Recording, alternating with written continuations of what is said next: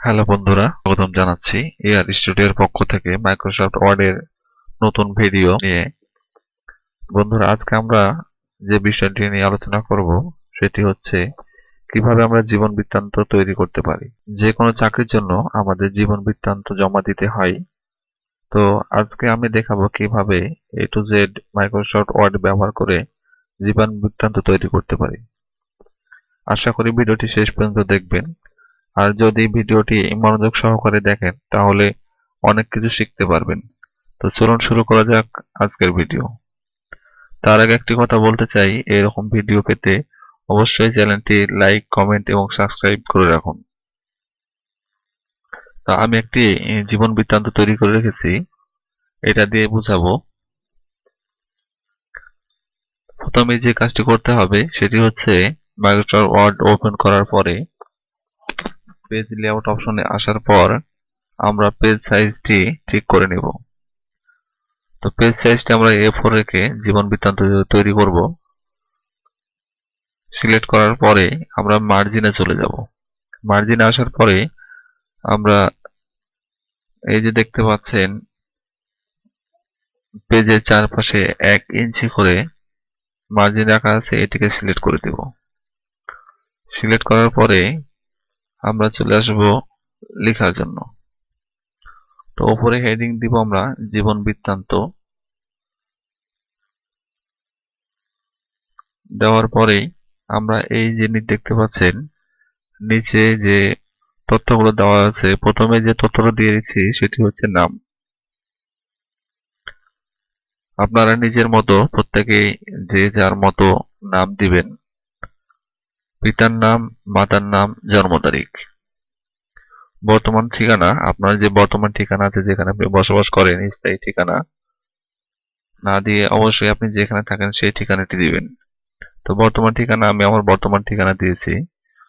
তারপরে দিতে হবে স্থায়ী ঠিকানা। আপনি যেখানে স্থায়ীভাবে বসবাস করেন সেই জায়গাটির নাম দিতে হবে।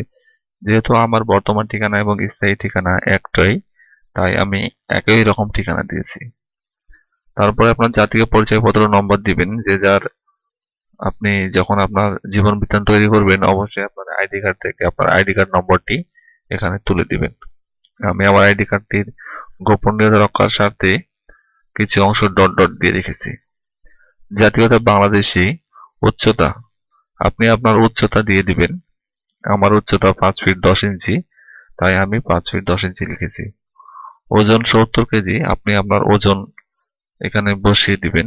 রক্তের গ্রুপ, আপনি আপনার রক্তের গ্রুপ বসিয়ে দিবেন। বিবাহিত অবস্থা, আপনি আপনার বিবাহিত বা অবিবাহিত এটি এখানে লিখতে হবে। শিক্ষাগত যোগ্যতা, শিক্ষাগত যোগ্যতা প্রথমে টপিক দেওয়া হয়েছে ক্রমিক নম্বর, পরীক্ষার নাম, গ্রুপ, আপনি কোন গ্রুপে পড়েছেন বা কোন বিষয়ে পড়েছেন সেটি, ফলাফল, আপনি ফলাফল কত পেয়েছেন এবং কত পয়েন্টের মধ্যে, পাশের সন, বোর্ড বা বিশ্ববিদ্যালয়। প্রথমে যেটি দিয়েছি আপনি সর্বশেষ যে সার্টিফিকেটটি অর্জন করবেন সেটি দিবেন। সর্বশেষ সার্টিফিকেট, আমি আমার সর্বশেষ সার্টিফিকেট বিবিএস পাস কোর্স।